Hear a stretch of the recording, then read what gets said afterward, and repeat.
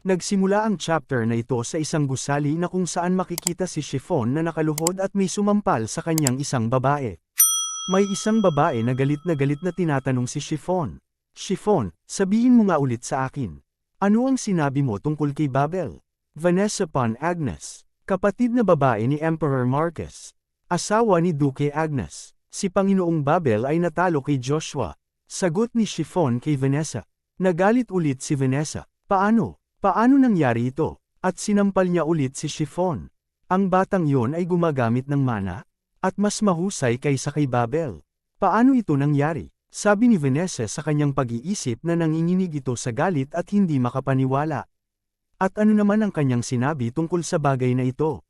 Tanong ni Vanessa kay Chiffon. Mukhang dadalhin niya si Joshua sa kabisera. Tugon ni Chiffon. Sa Akardi. Tanong ni Vanessa. Dahil nasaksihan niya kung ano ang kayang gawin ni Joshua. Mukhang gusto niyang tutukan ito ng mabuti. Ano paman, mas lalo lang lalala kung hahayaan lang natin ang mga bagay na ito. Sabi ni Chiffon, kung ginawa mo lang ng maayos ang trabaho mo, hindi sana mangyayari ang lahat ng ito. Sambit naman ni Vanessa, huwag kang mag-alala Madam Vanessa.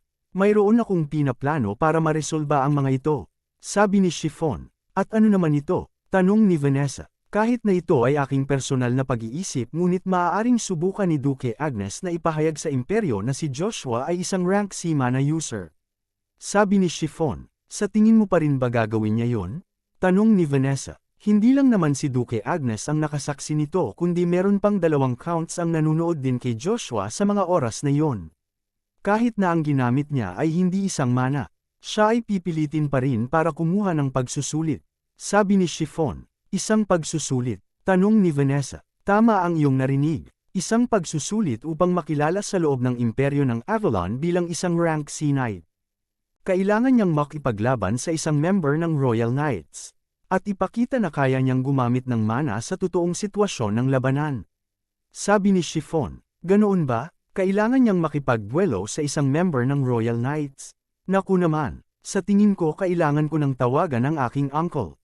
Tanong at sabi ni Vanessa na natutuwa ito sa kanyang narinig mula kay Chiffon.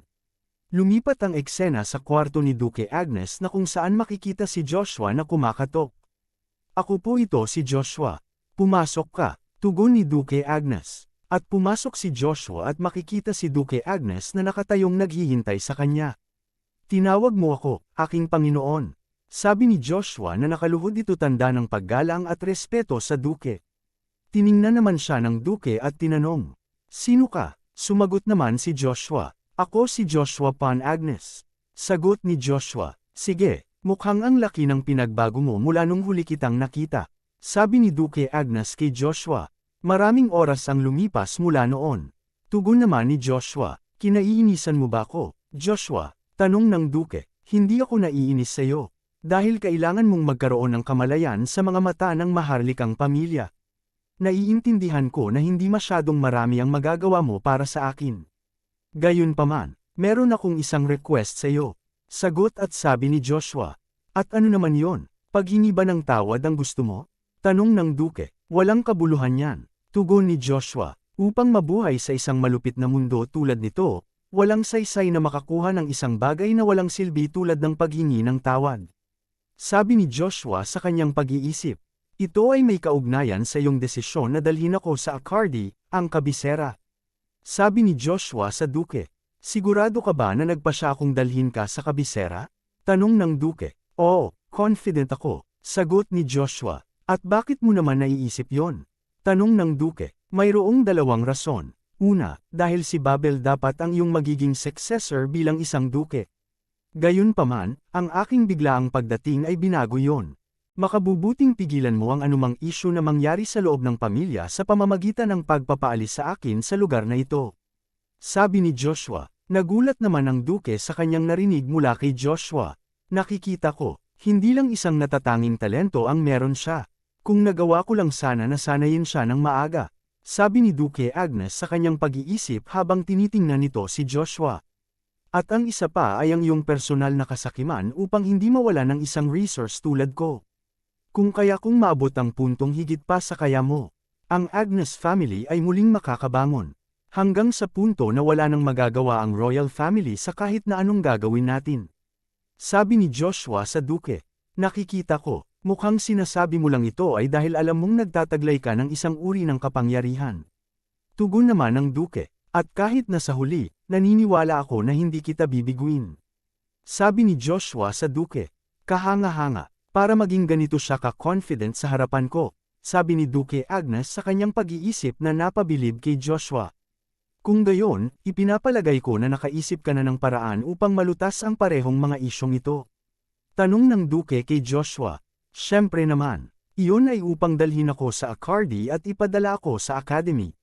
Sabi ni Joshua kay Duke Agnes. Ang mga anak ng royal family sa loob ng imperyo ng Avalon. Sa edad na 10 at 15. Sa loob ng 6 na taon ay kailangan nilang dumalo sa academy na matatagpuan sa loob ng kabisera. Ang mga individual tulad ni Babel ay makakapagtapos ng maaga. Ang dahilan kung bakit ginawa itong mandato ng royal family ay gamitin ng academy bilang isang paraan para mapanatili ang royalty sa mga batang yun at maghanap din ng mga individual na may talento upang magamit nila. Gaya nga ng sinabi mo, totoo nga na dadalhin kita kasama ko sa kabisera. At hindi lang yon. Bibisitahin din kita paminsan-minsan sa tuwing malapit ako. Sabi ni Duke kay Joshua. Napaisip naman si Joshua, ang makasama si Duke Agnes na isa sa 5 master upang turuan ako kung paano gumamit ng espada ay isang pagkakataon na hindi dapat palagpasin. Sabi ni Joshua sa kanyang pag-iisip. Okay lang yon, tugon ni Joshua sa sinabi ni Duke Agnes. Nagulat naman ang Duke at napatanong. Okay lang. Alam ko na ikaw ay isang master ng longsword. Gayunpaman para sa akin, iniisip kong gamitin ay isang sibat para gawing pangunahing sandata ko, sabi ni Joshua sabay turo sa isang sibat na nasa gilid. Nagulat naman si Duke Agnes. Ano isang sibat? Nag-aalala ko nung pinili niya ang isang patpat na kahoy na yun sa laban nila ni Babel. Hindi ko naiintindihan. Bakit sibat? Sabi at tanong ni Duke Agnes kay Joshua habang nagpalabas ito ng isang malakas na aura ng mana. Nagulat naman si Joshua at hindi makapaniwala sa kanyang nakikita. Ang dami ng mana niya ay sumasabog. Hindi ako makatayo ng diretso. Gayunpaman, gaya ng ipinagmamalaki ni Duke Agnes sa kanyang swordsmanship ay ipinagmamalaki ko din ang kagalingan ko sa sibat. Ang pagmamalaki ko sa sibat ay walang kapantay. Sabi ni Joshua sa kanyang pag-iisip. Ipapakita ko sa iyo na lahat ng nasa harap ko ay haharapin ko ng aking sibat. Kahit na mga hulugan ito na kahaharapin ko ang isa sa mga 9 stars. Sigaw ni Joshua, sinabi mong tatalunin mo pati ang 9 stars, nakikita ko. Ipakita mo sa akin ang halaga ng sibat bilang isang sandata. Sabi ni Duke Agnes kay Joshua, ano ang ibig mong sabihin? Tanong ni Joshua sa Duke. At makikitang nagsasalpukan ng kanilang mga aura ng mana.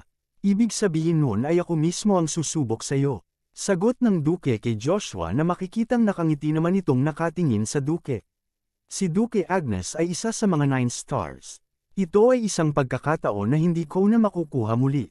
Sabi ni Joshua sa kanyang pag-iisip. Handa ka na ba para dito? Tanong ng Duke. Oo, sa isang kondisyon. Tugon ni Joshua. Napatanong naman ang Duke. Kondisyon. Kung mapapasa ko ang pagsubok na ibibigay mo sa akin. Ako ay magsusumamo na tanggapin mo ang kahilingan na aking binanggit kanina. Sabi ni Joshua sa Duke. Sige, kung makapasa ka sa aking pagsubok ay hindi mo lamang magagamit ang sibat kundi ipinapangako ko rin na tutuparin ko ang iyong kahilingan. Gayunpaman, kung kabaliktaran ang magiging resulta ay kailangan mong sundin ang lahat ng sasabihin ko, sabi ni Duke Agnes kay Joshua. Ang sasabihin niya ay pupunta ako sa academy para pag-aralan ng swordsmanship. Ngunit hindi yun ang mangyayari dahil ipapakita ko ang lahat ng meron ako. Sabi ni Joshua sa kanyang pag-iisip at sumang-ayon nito sa Duke. Naiintindihan ko, tugon ni Joshua.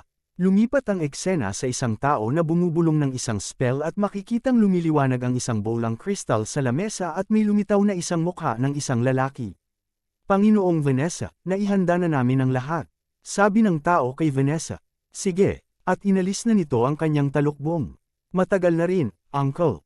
Kamusta ka na? Sabi at tanong ni Vanessa sa lalaking lumitaw sa bowlang crystal. Ito pala ay isang paraan ng komunikasyon. Siyempre, ito nag-e-enjoy lang ng aking oras sa loob ng palasyo. Kamusta naman ang pananatili mo dyan kasama ang Duke? Tanong ng uncle ni Vanessa sa kanya. Sa totoo lang, merong nangyari dito. At gusto ko sanang humingi ng isang pabor sa iyo. Sabi ni Vanessa sa kanyang uncle. Makikitang lumabas na si Joshua sa kwarto ni Duke Agnes at napalingon ito. Gaya ng inaasahan sa taong nakarating sa realm ng pagiging master. Siya ay kahanga-hanga. Ang katawan ko ay nanginginig pa rin. Sabi ni Joshua sa kanyang pag-iisip. At biglang tinawag siya ni Babel. Hoy, Joshua. Napalingon naman si Joshua. Sumama ka muna sa akin saglit. Sabi ni Babel. Wala akong dapat na pag-usapan tungkol sa iyo. Sabi ni Joshua kay Babel at tumalikod na ito. Sandali lang, mangyaring makipaglaban ka sa akin ng isa pa. Ngayon na, sigaw na sabi ni Babel kay Joshua na hinahamon niya ito ulit ng isa pang labanan. Ang mga mata niya, iba na ito kaysa nung dati. Sinasalamin nila ang kanyang diwa ng pakikipaglaban, ang kanyang hilig sa martial arts at ang kanyang pagnanais na hindi na muling matalo. Sabi ni Joshua sa kanyang pag-iisip habang tinitingnan nito si Babel. Ganyan ka ba kakumpiyansa? Tanong ni Joshua kay Babel. Lumipat ang eksena sa imperyo ng Avalon. Great Imperial Palace, Kaltika Palace. Makikita ang isang figura ng isang dragon na sumisimbolo sa pamilyang Britain. Isang lalaki ang nakaupo sa isang upuan ng emperor na nagbabasa ng sulat na dumating. Ito ba ang katotohanan? Tanong ng lalaking nakaupo sa tauhan nitong nakaluhod sa kanyang harapan. Isa na namang talentadong bata na magiging rising star ang lumitaw sa pamilya ng Duke Agnes. Sabi ng lalaking nakaupo, Emperor of the Avalon Empire, Marquess Van Britten. Opo, tama po yun. Tugon naman ng lalaking nakaluhod sa harapan niya. May tinatago pala ang aking kapatid na babae na ganoong bata. Tanong ni Marquess sa lalaki. Iyon ay mukhang hindi anak ng Duchess. Sagot ng lalaki. Ano, ibig sabihin anak siya ng isang kerida? Gulat na tanong ni Marquess. Tila anak siya ng alipin ng Duke family. Sagot ng lalaki kay Marquess. Kawili-wili naman ito, sabi ni Marquess at tumayo na ito. Si Babel ay isa ng kayamanan na hindi mo mahahanap saan man sa imperyo ngunit mukhang kinukolekta na ni Duke Agnes ang dalawa sa mga kayamanang yon.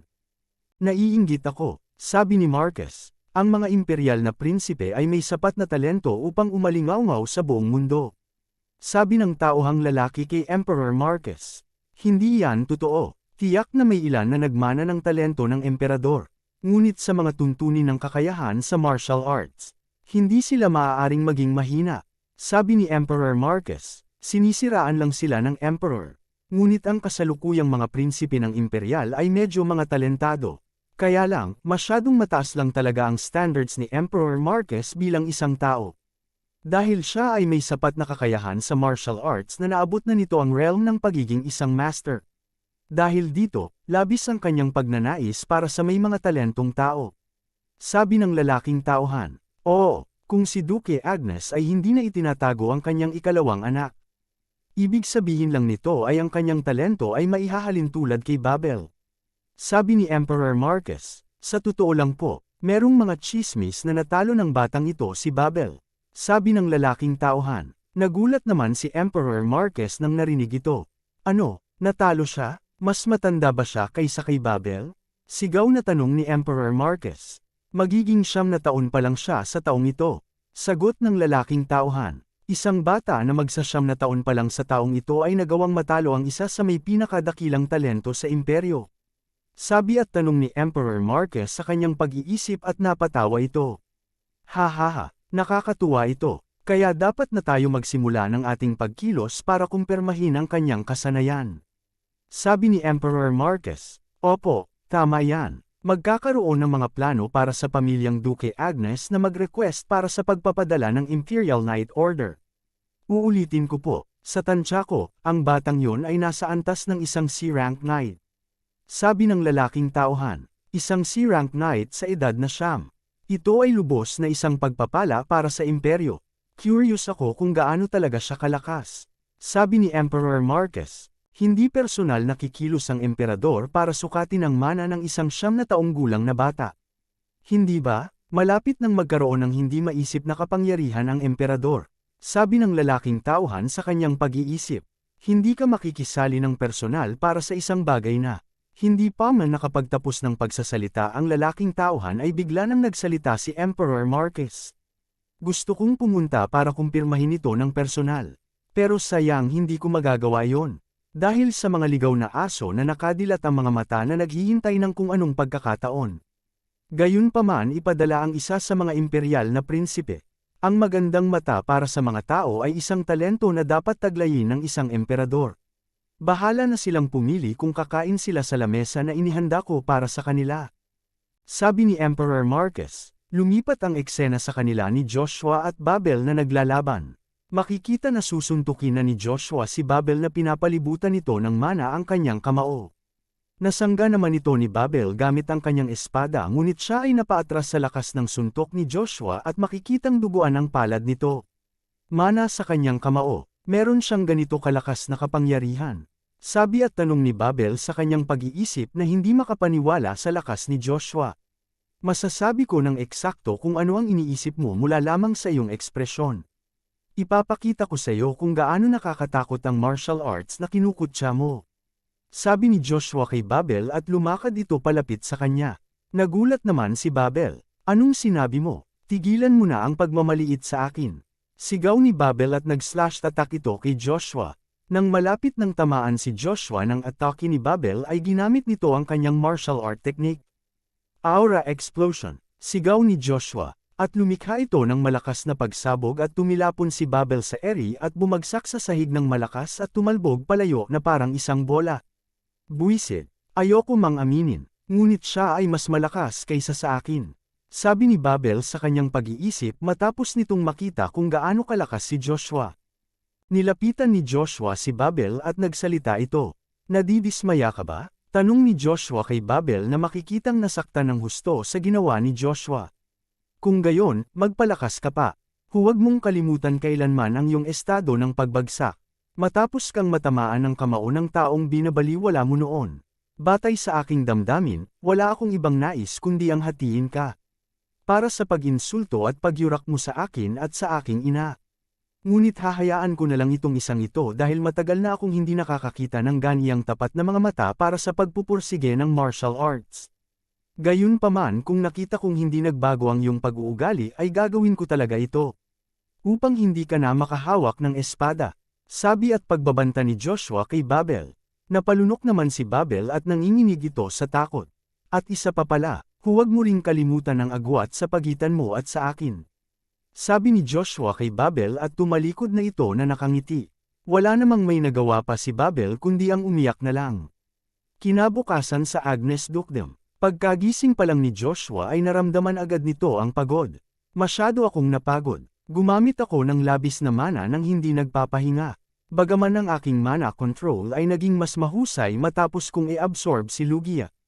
Dahil patuloy pa rin akong may nararamdamang side effects, ibig sabihin ba nito'y hindi kayang tanggapin ng aking katawan ang mana?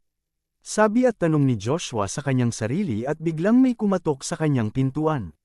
Nandito na ba si Cain? Tanong ni Joshua sa kanyang pag-iisip na akala niya na si Cain ang kumakatok sa pintuan. Mukhang mas maaga ka pa sa inaa. Hindi pa man nakapagtapos ng pagsasalita si Joshua ay nagulat ito nang makita niya ang isang babae pagbukas niya ng pintuan. Hello, ikaw si Joshua Von Agnes, tama? Sabi at tanong ng babae kay Joshua. Sino ka? Tanong naman ni Joshua. Ako si Cheryl De Ponte. Mula sa pamilya ni Duque Ponte. Balita ko mas bata ka sa akin ng 3 taon kaya pwede ba akong magsalita ng komportable? Pwede mo rin akong tawaging Nuna kung gusto mo. Huwag na lang tayong tumayo dito at mag-usap tayo sa loob. Marami akong gustong pag-usapan tungkol sa iyo. Pagpapakilala at sabi ni Cheryl kay Joshua. At papasok na sana si Cheryl sa kwarto ay bigla naman siyang hinarang ni Joshua. Hoy! Sigaw ni Joshua. Nagulat naman si Cheryl at tiningnan si Joshua. Umalis ka na. Bulong ni Joshua sa kay Cheryl at itinulak niya ito palabas ng kanyang kwarto at sinaraduhan ng pinto. Nagulat naman at napatulala si Cheryl. Ano ba naman yun? Ang aga-aga, sabi ni Joshua at may kumatok ulit sa kanyang pintuan. Ano, hindi pa siya umalis? Hindi ko na lang siya papansinin. Siya ba yung tipong hindi nakikinig sa salita lang? Sabi ni Joshua at makikitang nanginginig na ito sa galit at naiinis. Bigla namang binuksan ni Joshua ang pintuan at sumigaw. Sinabi ko na sa iyo na umalis ka na. At makikitang nagulat si Cain sa ginawa ni Joshua. Si Cain na pala ang dumating at ang kumakatok sa pintuan. Lord Joshua, Babalik na lang ako kung hindi ka na busy. Sabi ni Cain. Patawarin mo ako. Akala ko ay ibang tao. Ano paman, ano na ang nangyari sa bagay na sinabi ko tungkol sayo? Sabi at tanong ni Joshua kay Cain. Natapos ko na ang paghahanda gaya ng iniutos mo. Ngunit hindi ko maintindihan kung bakit mo ginagawa ito. Tugon ni Cain. Kailangan mo lang magtiwala sa akin at sumunod. Kung gagawin mo yon, maiintindihan mo rin Cain. Sabi ni Joshua kay Cain na parang may pinaplano itong gawin. At dito na natatapos ang chapter na ito. Salamat.